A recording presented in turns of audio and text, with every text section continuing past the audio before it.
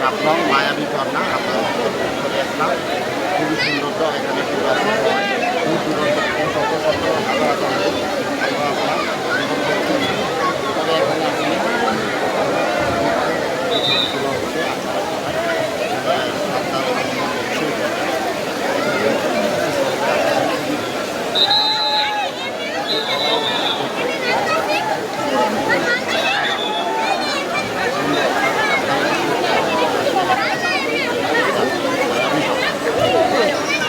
আসলাম আমরা সেই মায়াবী ঝর্ণায়।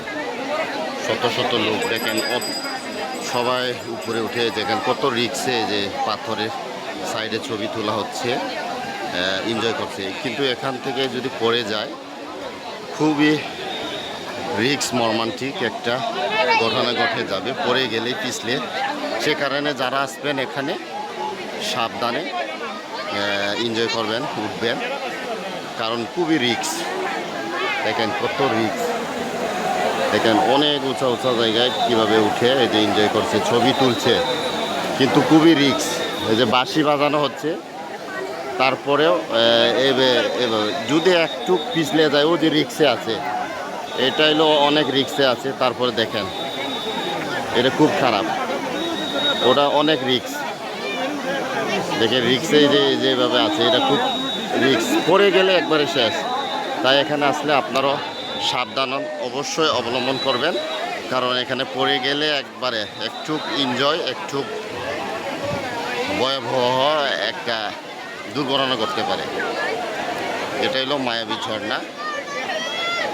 বারবার সচেতন করা হচ্ছে যে বাঁশি বাজিয়ে দেখেন এই যে ছবি তুলতে, কত উপর থেকে দেখেন, খুবই রিক্স।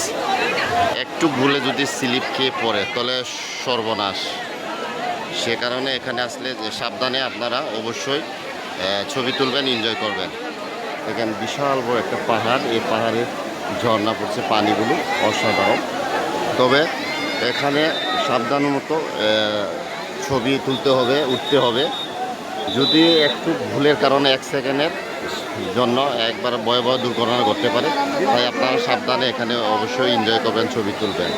একটু ভুলের জন্য সারা জীবনের কান্না। দেখেন সে মায়াবী ঝর্ণা, সে পাহাড়ে শত শত লোক আছে এখানে এনজয় করার জন্য।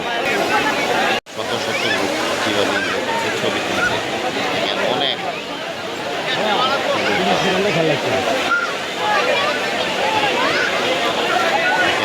খুবই রিক্স।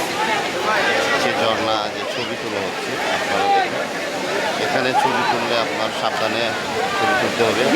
যদি পড়ে যায় একবারে